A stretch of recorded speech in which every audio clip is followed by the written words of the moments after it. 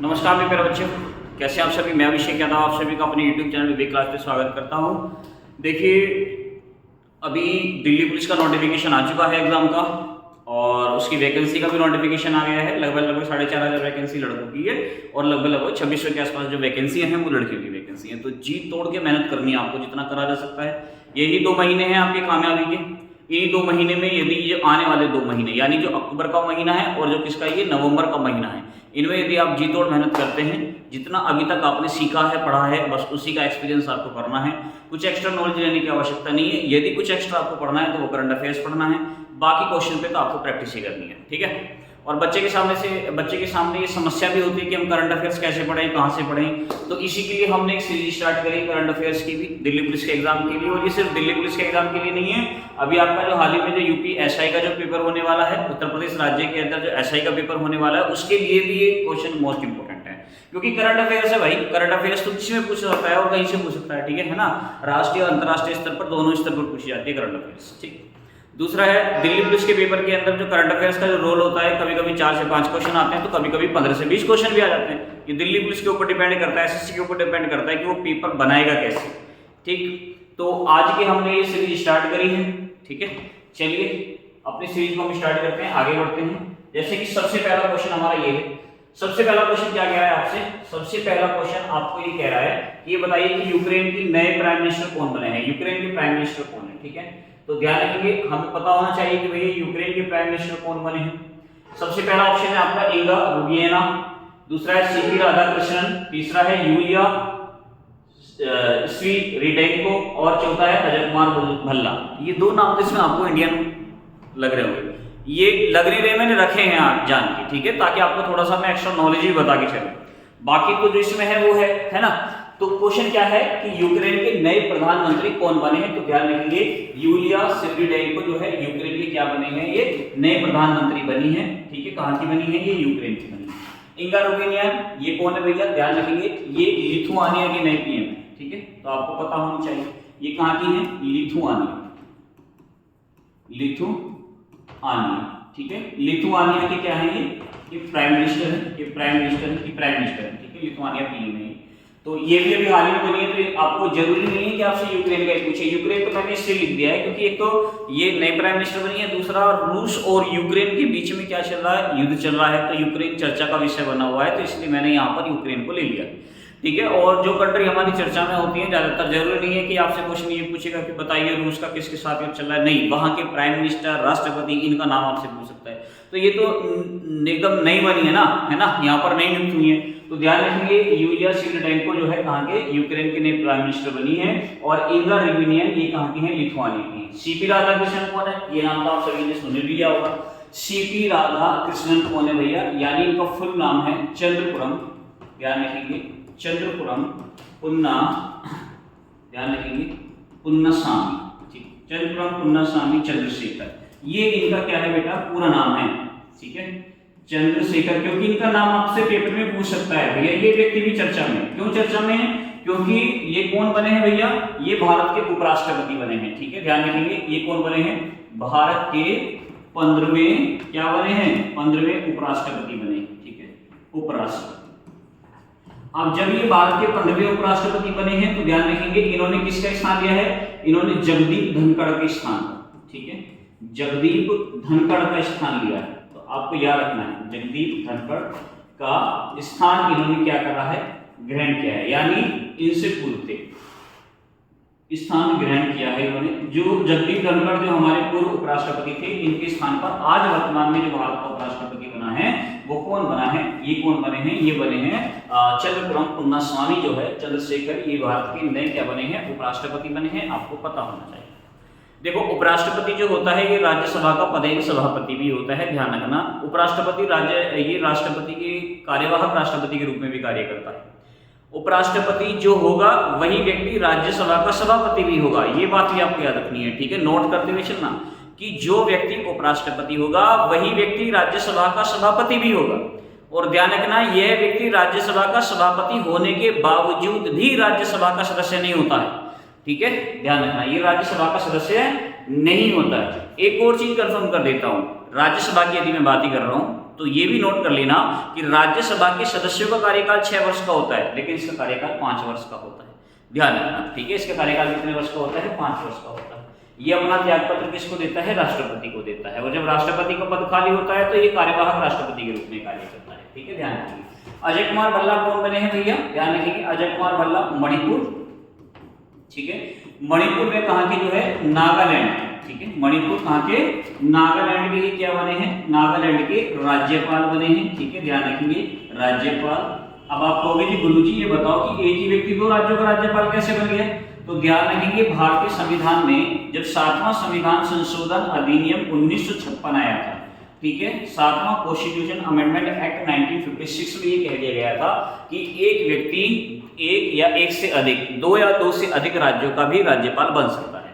दूसरा है, एक चीज बता देता हूं कि ये जो राज्यपाल होता है ना, राज्यपाल का कार्यकाल कितने वर्ष का होता है? यदि हम देखें तो राज्यपाल 5 वर्ष के लिए काम करता है, लेकिन संवैधानिक तरीके से यदि हम देखेंगे तो राज्यपाल की समय सीमा निश्चित नहीं है, ठीक है। राज्यपाल की समय सीमा निश्चित क्यों नहीं है? क्योंकि राष्ट्रपति के प्रसाद पर्यंत कार्य करता है, ठीक है। राज्यपाल जो होता है किसके प्रसाद पर्यंत कार्य करता है? यह राष्ट्रपति के प्रसाद पर्यंत कार्य करता है, राष्ट्रपति के प्रसाद पर्यंत कार्य करता है, ध्यान रखिए, राष्ट्रपति के प्रसाद पर्यंत कार्य करता है, ध्यान रखना। कौन? राज्यपाल। अब ध्यान रखना, ये क्लास करंट अफेयर्स की क्लास है, लेकिन करंट अफेयर्स की क्लास में भी मैं आपको एक्स्ट्रा नॉलेज देता हुआ चलूंगा। क्यों? क्योंकि ये सिर्फ यहाँ से आप करंट अफेयर्स ही नहीं सीख के जाएंगे, आपने जो पहले पढ़ भी रखा होगा उसका रिवीजन भी चलता रहेगा, प्लस में जो आपको बातें नहीं पता होंगी वो हम यहाँ पे नोट करते हुए चलेंगे, ठीक है। उपराष्ट्रपति कौन से नंबर के बने हैं भैया? ये बात आपको याद रखनी है, ये आपसे पूछ सकता है 15वें नंबर के। इन्होंने किसका स्थान लिया है? जगदीप धनखड़ का स्थान लिया है, ठीक है, ध्यान रखना। उपराष्ट्रपति के आर्टिकल अब आपको पेपर के अंदर पढ़ के जाने पड़ेंगे, क्योंकि जगदीप धनखड़ ने क्या दिया है? रिजाइन दिया है, और एक व्यक्ति नए पद पर आया, तो उपराष्ट्रपति की नियुक्ति से लेकर उपराष्ट्रपति की रिजाइन तक, या उपराष्ट्रपति का कार्य क्या क्या है, ये जितने भी आर्टिकल आपके संविधान के हैं, इनमें इनको जो है आपको सबको जो है देख कर जाना है अपने पेपर देने से पहले, पेपर हॉल में बढ़ने से पहले, ठीक है। चलिए, ठीक है, तो ये क्वेश्चन हमारा क्लियर हो गया। अगला क्वेश्चन हमारा क्या कह रहा है? अगला क्वेश्चन है हमारा, अगला क्वेश्चन कह रहा है कि 43वें लोकमान्य तिलक राष्ट्रीय पुरस्कार से किसे सम्मानित किया गया है, ठीक है। जो 43वां जो लोकमान्य तिलक अवार्ड मिला है, ये किसको मिला है? 43वां। तो आपको ये क्रम याद रखना है कि भैया ये कौन सा क्रम है? ये 43वां क्रम है लोकमान्य तिलक का। लोकमान्य तिलक राष्ट्रीय पुरस्कार से किसे? देखो, श्री कमलेश कुमार, श्री आकाश कुमार देवनगन, और श्री डूंगर राम और नितिन गडकरी, ठीक है। तो ये जो 43वां जो लोकमान्य तिलक राष्ट्रीय पुरस्कार मिला है, ये किसको मिला है जी? नितिन गडकरी को मिला है। किसको मिला है? नितिन गडकरी को मिला है 2025 के लिए। एक चीज और बता देता हूं कि 2024 के लिए, ये तो 2025 के लिए था, ठीक है, 2024 के लिए जो लोकमान्य तिलक पुरस्कार है, ठीक है, ध्यान रखिए, लोकमान्य 2024 के लिए लोकमान्य तिलक जो पुरस्कार है, तिलक अवार्ड है, ध्यान रखेंगे, ये किसको मिला था 2024 के लिए? तो ध्यान रखेंगे सुधा मूर्ति को, ठीक है, याद रखना है ये किसको मिला था? सुधा मूर्ति को मिला था 2024 के लिए। 2025 के लिए किसको मिला है मेरे बच्चा? नितिन गडकरी को मिला है।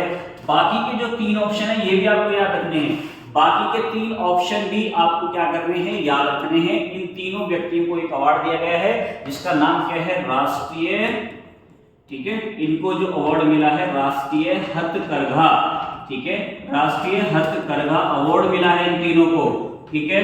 राष्ट्रीय हथकरघा अवार्ड 2025 से इनको क्या करा गया है? सम्मानित किया गया है। और राष्ट्रीय जो है लोकमान्य तिलक अवार्ड जो मिला है 2025 के लिए नितिन गडकरी, और 2024 के लिए किसको मिला है? सुधा मूर्ति को मिला है। तो आपको ये भी क्वेश्चन याद रखना है, ठीक है। चलिए अपने अगले क्वेश्चन की तरफ हम बढ़ रहे हैं। अगला क्वेश्चन हमारा क्या कह रहा है कि ये बताइए 71वें राष्ट्रीय फिल्म पुरस्कार 2023 में सर्वश्रेष्ठ हिंदी फिल्म का अवार्ड किसको मिला है, ठीक है। ये कह रहा है कि जो 71वें जो राष्ट्रीय फिल्म अवार्ड जो बांटे गए थे ये 2023 के लिए दिया गया है, ध्यान रखना इस बात को। तो ये जो 2023 के लिए जो अवार्ड मिला है, ध्यान रखना, ये सर्वश्रेष्ठ हिंदी फिल्म का अवार्ड किसको मिला है? आपके ऑप्शन क्या क्या है? आपके ऑप्शन है, पहला ऑप्शन है 12वीं फिल्म, दूसरा ऑप्शन है कटहल, तीसरा ऑप्शन है लापता लेडीज, और चौथा ऑप्शन है आपका कौन सा? हनुमान। देखो मैं आपको एक चीज बता देता हूं कि जो 71वें राष्ट्रीय फिल्म अवार्ड है इनमें जो है सर्वश्रेष्ठ हिंदी फिल्म का अवार्ड किसको मिला है मेरे बच्चा? कटहल को मिला है। किसको मिला है? कटहल मूवी को मिला है, ठीक है।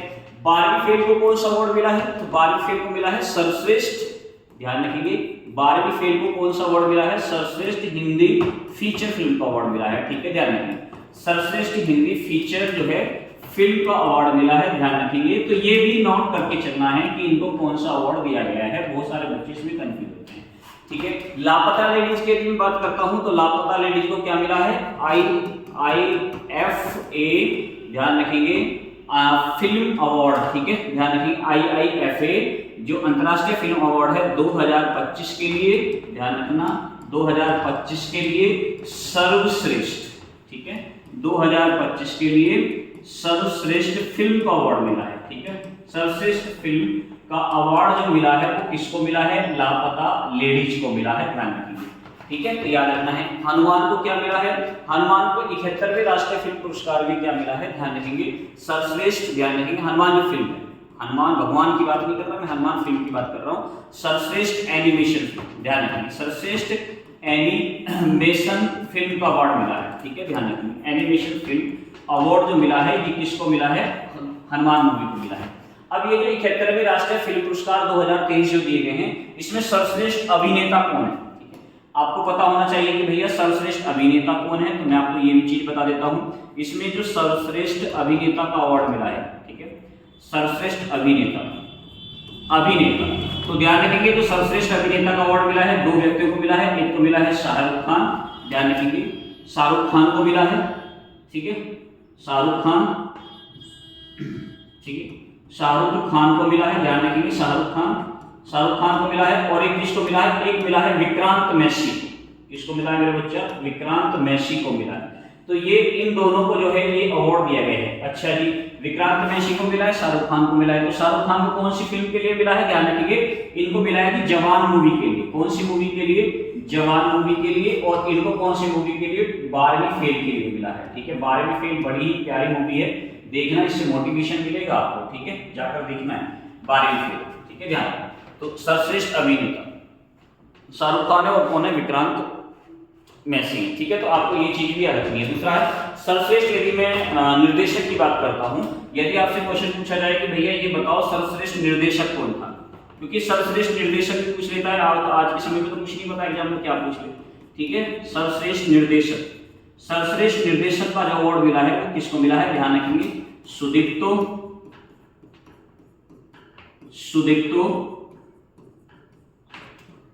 सुदीप्तो सेन को जो है सर्वश्रेष्ठ जो है निर्देशक का अवार्ड मिला है, कौन सी मूवी के लिए?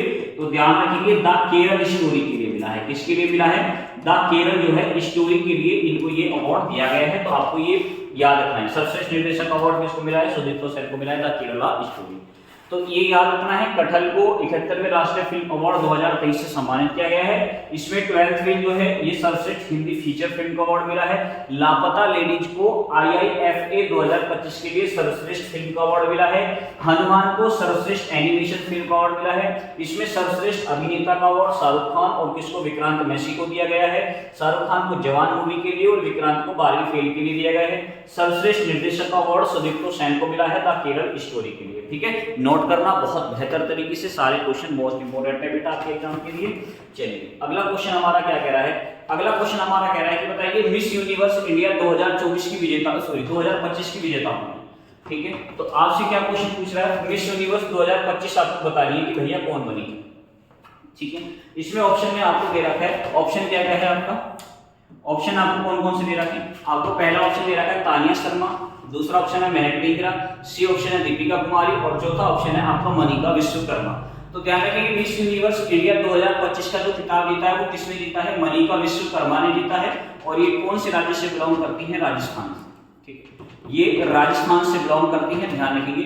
तो मिस यूनिवर्स इंडिया 2025 का जो अवार्ड मिला है ये किसको मिला है? मनिका विश्वकर्मा को मिला है। ध्यान रखिए तानिया शर्मा का जो अवार्ड मिला है ये कौन है? पहली रनर अप है।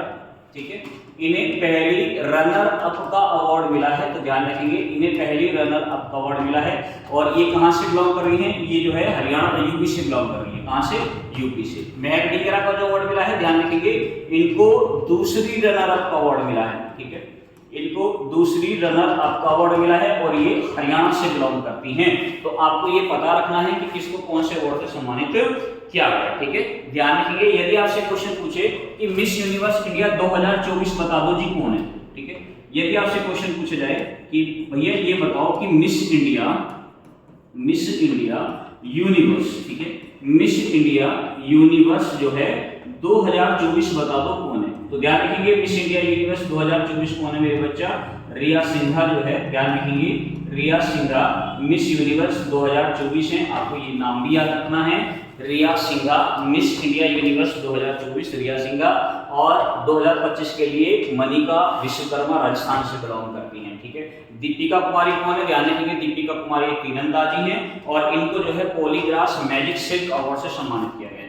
इनको कौन सा अवार्ड मिला है, पॉलीग्रास, इनको एक अवार्ड से सम्मानित किया गया है, पॉलीग्रास जो है मैजिक, ध्यान रखेंगे मैजिक जो है इनको सिल्क अवार्ड मिला है, ध्यान रखना मैजिक सिल्क अवार्ड से इनको सम्मानित किया गया है। और ये पहली भारतीय महिला बनी है, ध्यान रखना ये पुरस्कार प्राप्त करने वाली ये पहली भारतीय क्या बनी है भैया, पहली भारतीय महिला भी बनी है, ध्यान रखना इस अवार्ड को जीतने वाली।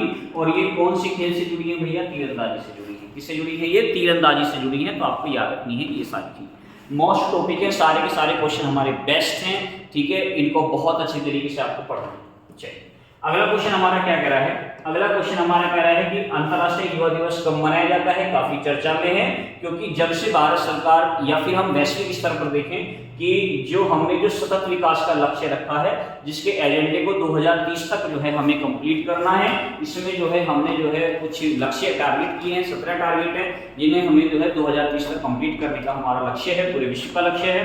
तो ध्यान रखेंगे इसके लिए प्रत्येक वर्ष जो है क्या मनाते हैं, एक अंतर्राष्ट्रीय युवा दिवस मनाते हैं।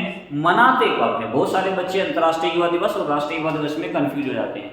तो देखो अंतर्राष्ट्रीय युवा दिवस जो मनाते हैं बच्चे कब मनाते हैं, 12 अगस्त को मनाते हैं प्रत्येक वर्ष। तो आपको ये पता होना चाहिए, ठीक है। अंतर्राष्ट्रीय युवा दिवस कब मना रहे हैं, 12 अगस्त को मना रहे हैं, ध्यान रखेंगे 12 अगस्त को। और कौन सा दिवस मनाते हैं जी हम, तो आपको ये भी पता होना चाहिए। देखो 12 अगस्त को जो हम दिवस मनाते हैं और कौन सा दिवस मनाते हैं, तो मैं आपको यहाँ पर लिखकर बता देता हूँ। 12 अगस्त को हम विश्व हाथी दिवस भी मनाते हैं बच्चा, ठीक है। कौन सा दिवस मनाते हैं, विश्व हाथी दिवस भी जो है क्या मनाते हैं, प्रत्येक वर्ष 12 अगस्त को ही मनाते हैं, ध्यान रखना विश्व हाथी दिवस। 9 अगस्त को कौन सा दिवस मनाते हैं मेरे बच्चा, तो ध्यान रखेंगे नागासाकी दिवस, ठीक है, नागासाकी दिवस मनाते हैं, ध्यान रखिए। और 2025 में जो ये नागासाकी दिवस मनाया गया है, ये मनाया गया है 80वां। कौन सा मनाया गया है, 80वां। अब जी नागासाकी दिवस क्यों मनाते हैं, क्या हुआ था, तो यहाँ पर आपको एक चीज याद रखनी है। क्या याद रखनी है मेरे बच्चा, कि जो है 9 अगस्त, ध्यान रखेंगे 9 अगस्त 1945 में, ध्यान रखना कब, 9 अगस्त 1945 क्या हुआ था, नागासाकी पर परमाणु हमला हुआ था। नागासाकी कहां पर पड़ता है, नागासाकी जापान, कहां पड़ता है, जापान, ठीक है। नागासाकी पर अमेरिका के द्वारा, ध्यान रखेंगे किसके द्वारा, अमेरिका, ठीक है, अमेरिका द्वारा जो है यहां पर क्या किया गया था, परमाणु हमला किया गया था, ठीक है। परमाणु बम जो है यहां पर क्या कराया गया था, परमाणु बम गिराया गया था। तो इसके लिए, इसकी याद के लिए ध्यान रखना, गिराया गया था, ध्यान रखेंगे। इसी के याद के लिए यहाँ पर क्या मनाते हैं, नागासाकी दिवस मनाते हैं। 2025 में जो मनाया ये 80वां मना है, 9 अगस्त को मना रहे हैं। 10 अगस्त को हम कौन सा दिवस मनाते हैं मेरे बच्चे, ध्यान रखेंगे 10 अगस्त को जो हम दिवस मनाते हैं, तो ध्यान रखेंगे 10 अगस्त को हम मनाते हैं विश्व शेर दिवस। कौन सा दिवस मनाया जाता है, विश्व शेर दिवस। एक एक दिवस मोस्ट इंपोर्टेंट है, ध्यान रखना, विश्व शेर दिवस मनाते हैं।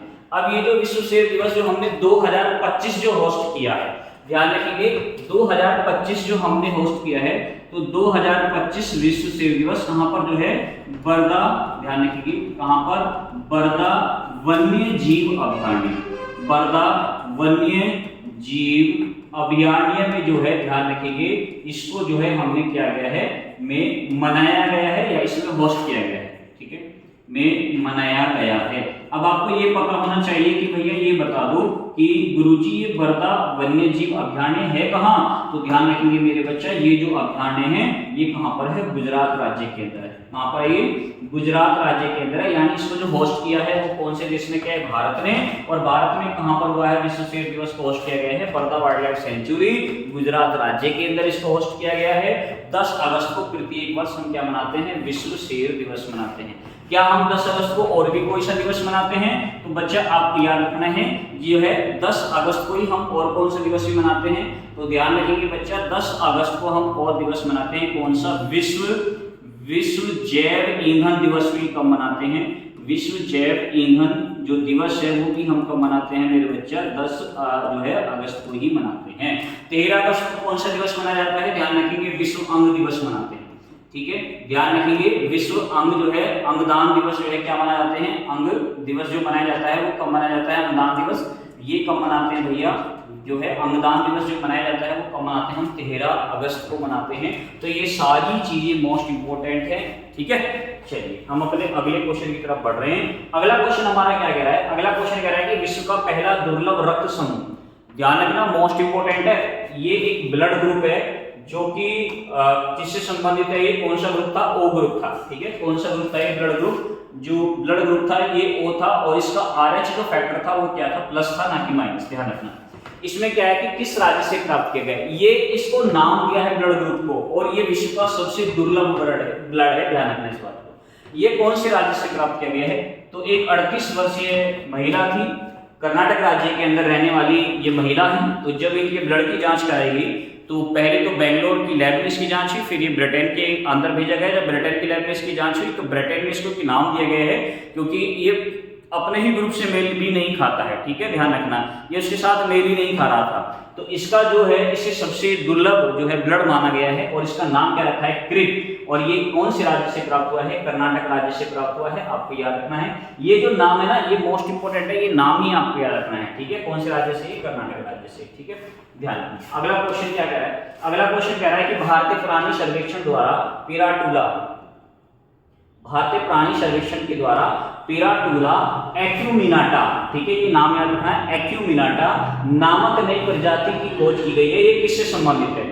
इसकी खोज की गई है भैया, ये किससे संबंधित है? तो आपको ये पता होना चाहिए। तो ध्यान रखेंगे ये जो खोज की गई है ऑप्शन है छिपकली, मकड़ी, मोर, सांप, ये किससे संबंधित है?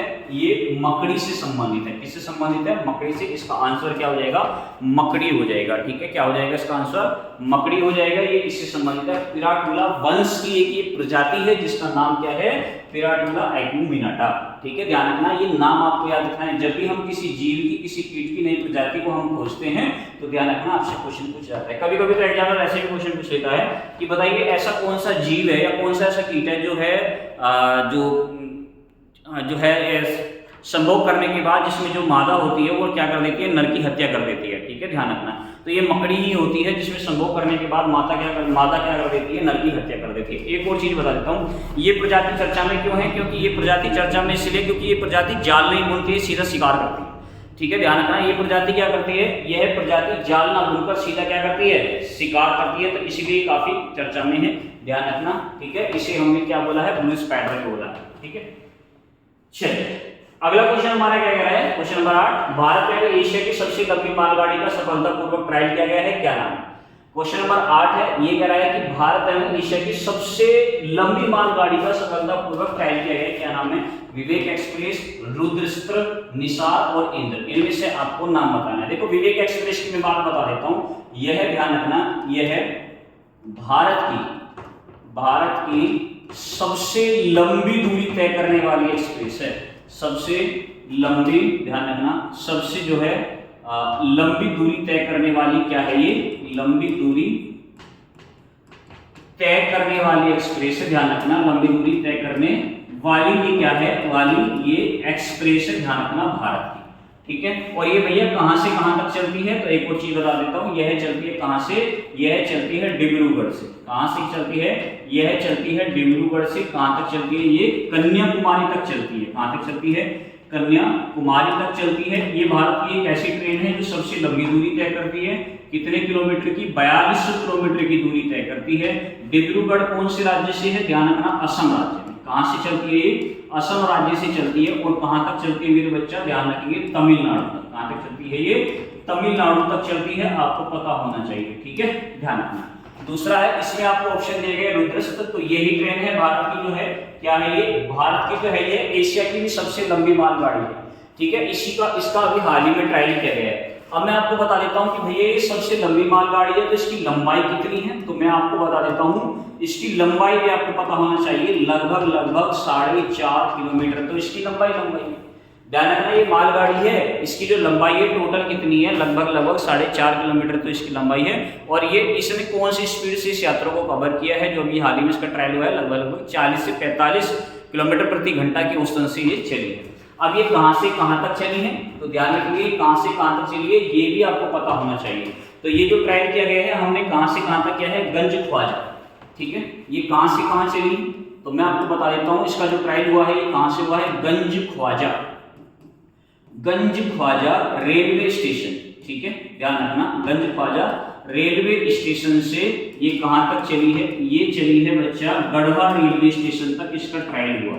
कहां तक हुआ है, गढ़वा रेलवे स्टेशन, ठीक है। इसके बीच, इन दोनों के बीच इसने जो है कितने किलोमीटर की, 209 किलोमीटर की दूरी को तय किया है, ठीक है। अब ये जो गंज ख्वाजा ये जो रेलवे स्टेशन है ये कहां पर स्थित है, तो ध्यान रखिए ये उत्तर प्रदेश राज्य के अंदर स्थित है, और गढ़वा रेलवे स्टेशन ये झारखंड राज्य के अंदर स्थित है।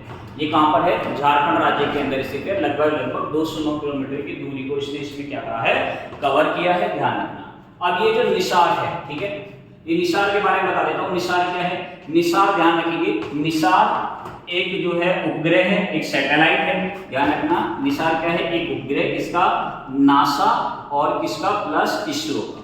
कहां का है, नासा और इसरो का क्या है, ये संयुक्त उपग्रह है, ठीक है, संयुक्त उपग्रह है, ठीक है, ध्यान रखना, नोट कर लें। दूसरा रेलवे से संबंधित एक और चीज बता देता हूं कि अभी हाल ही में जो है इंडियन रेलवे, पहले तो आपको पता होना चाहिए कि जो है भारतीय रेलवे का सबसे ऊंचा जो रेलवे ब्रिज है वो कौन सी नदी पर है, तो ध्यान रखिए चिनाब नदी पर है, और जम्मू कश्मीर के रियासी डिस्ट्रिक्ट में है, ठीक है, ये सबसे ऊंचा रेलवे ब्रिज है।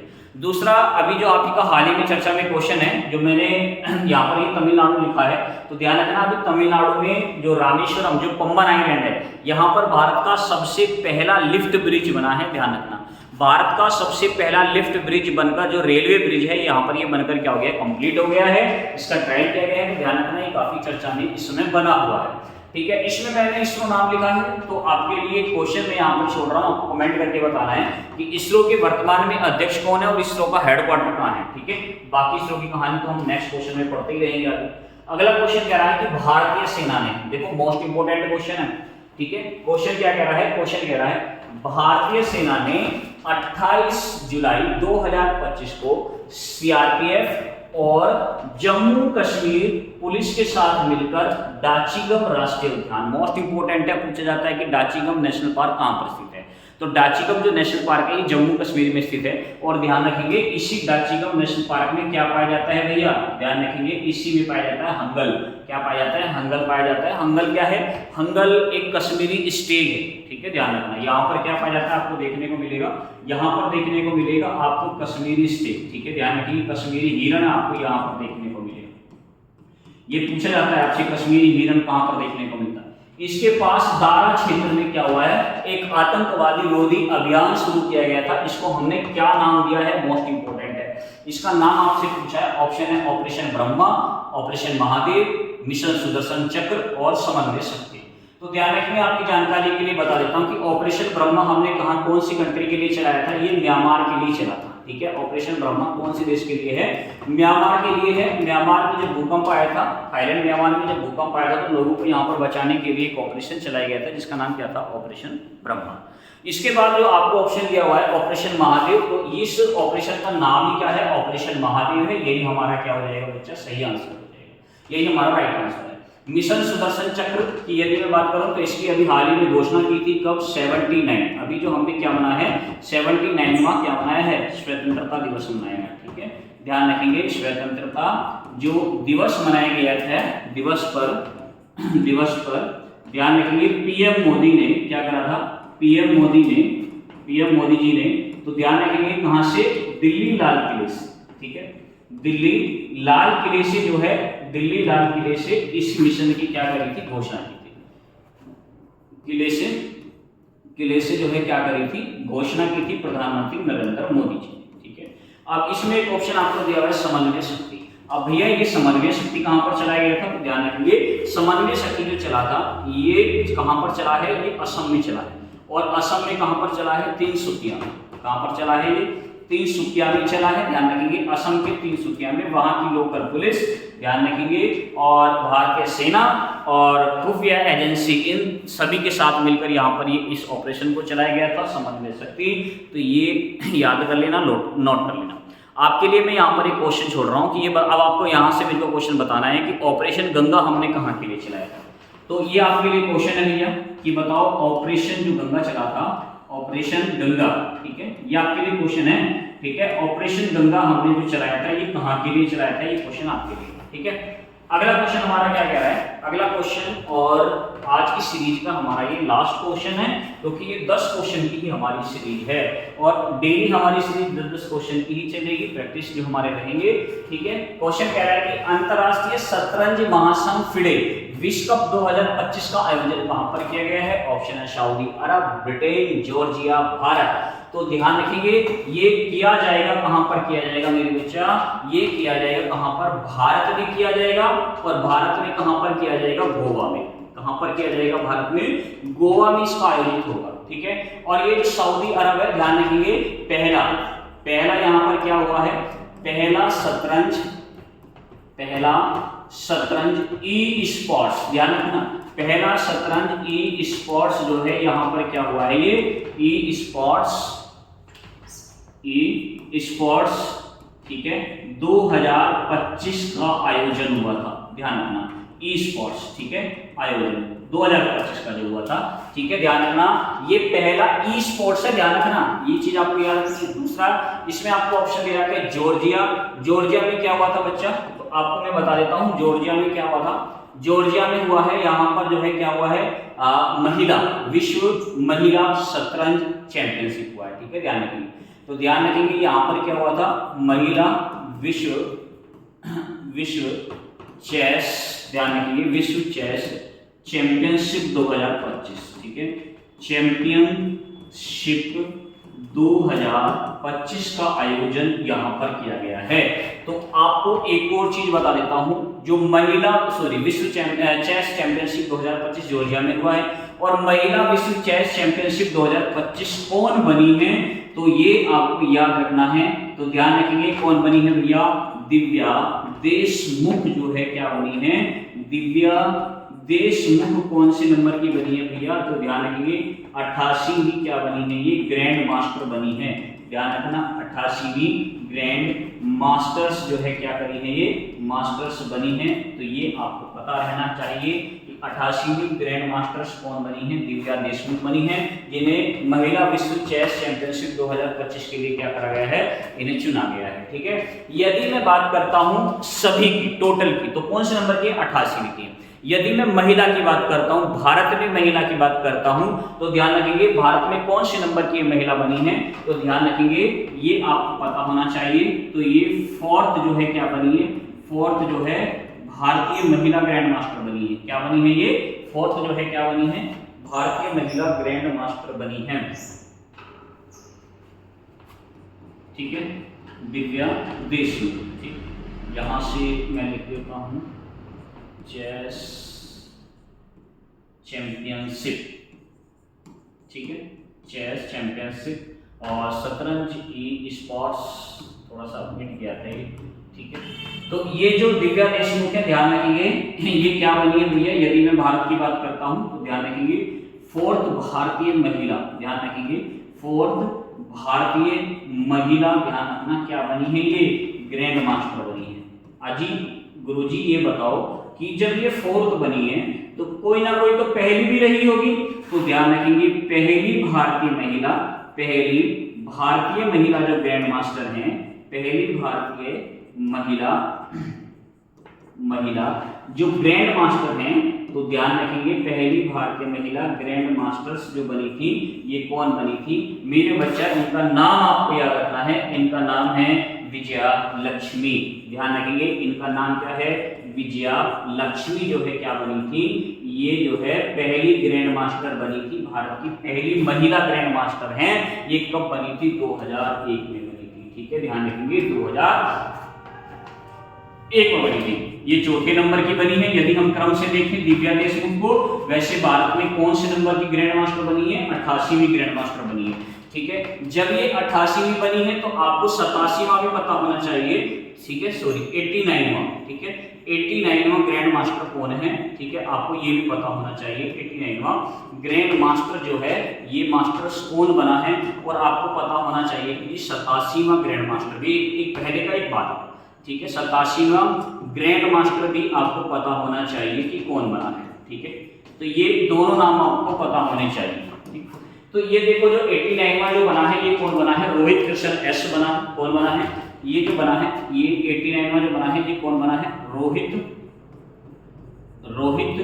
कृष्ण एस बना है। ध्यान रखेंगे रोहित कृष्ण एस, ये 89वां बना है। 87वां कौन बना है? तो आप पता होना चाहिए हरि कृष्णन। ध्यान रखना, हरि कृष्णन कौन बना है? ये एरा बना है, एरा। ठीक है, हरि कृष्णन एरा ये कौन बना है? 87वां ग्रैंड मास्टर बना है। 88वां जो ग्रैंड मास्टर बनी है वो कौन बनी है? दिव्या देशमुख बनी है। चौथी भारतीय महिला ग्रैंड मास्टर के रूप में इनको देखा जा रहा है। और ये पहली जो भारतीय महिला ग्रैंड मास्टर है वो विजय लक्ष्मी है, 2001 में बनी थी। और 89वां जो ग्रैंड मास्टर बना है वो रोहित कृष्ण एस बना है। और 87वां ग्रैंड मास्टर जो बना है वो हरि कृष्ण एरा बना है। जब ये सारी चीजें आपको पता है तो एक और चीज मैं आपको बता देता हूं जो नोट करने वाली बात यहां से है। तो ये भी आपको याद रखना है कि पहला ग्रैंड मास्टर कौन है भैया। तो पहला ग्रैंड मास्टर का नाम भी आपको पता होना चाहिए। पहला ग्रैंड मास्टर्स जो है ये कौन है मेरे बच्चा? विश्वनाथ, ध्यान रखेंगे, आनंद। ठीक है, विश्वनाथन आनंद जो है, जो कि 1988 ईस्वी में भारत के पहले ग्रैंड मास्टर बने थे। तो ध्यान रखना भारत के पहले ग्रैंड मास्टर कौन है? विश्वनाथ आनंद है। ठीक है, तो ध्यान रखना विश्वनाथ आनंद भारत के पहले ग्रैंड मास्टर हैं। 88वां हमें पता है, 89वां हमें पता है, 87वां हमें पता है। अभी हमें यही क्रम अभी हमें याद रखना है। ये ध्यान रखना वर्तमान में जो चर्चा में रहता है ना उससे एक पहले का एक बाद का बस हमें याद रखना होता है। ठीक है, तो ये आज की हमारी 10 क्वेश्चन की हमारी सीरीज थी, करंट अफेयर्स की क्लास है।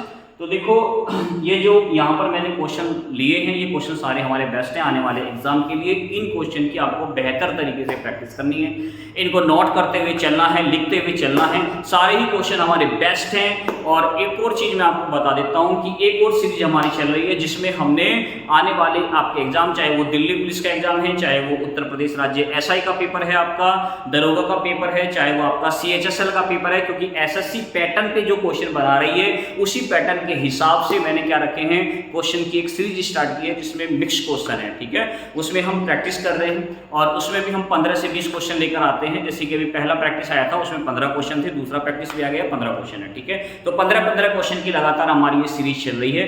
ठीक है, तो इन पे भी प्रैक्टिस हमें क्या करनी है, बेहतर करनी है। बस आपको कुछ नहीं करना, क्वेश्चन को देखना है, लिखना है, नोट करना है, एक नोटबुक लेके साथ में आपको बैठना है। ठीक है, तो मैं उम्मीद करता हूँ कि क्लास आपको पसंद आई होगी। थोड़ा सा क्वालिटी पे भी अभी तो शायद मेरे को नहीं लग रहा, वॉइस में लग रहा होगा थोड़ा सा, क्योंकि आवाज़ अभी थोड़ी सी क्या हो रही है, वाइड हो रही है, थोड़ी गूंज रही है। इसको भी हम थोड़ा क्या कर देंगे, मैंने आपसे पहले बताया ना कि थोड़ी सी क्लियरिटी में हम परिवर्तन करेंगे, कर दिया है। अब आने वाले समय में और थोड़ा सा परिवर्तन हम कर देंगे। वॉइस की प्रॉब्लम है थोड़ी बहुत, यदि हो भी रही होगी तो वो भी हमारी क्या हो जाएगी, दूर हो जाएगी। ठीक है, तो प्लीज़ आप सबसे एक रिक्वेस्ट है, आप सभी का साथ मुझे इसमें चाहिए, आप सभी का सपोर्ट मुझे इसमें चाहिए। बस मुझे और कुछ नहीं, बस आप सभी का सपोर्ट चाहिए।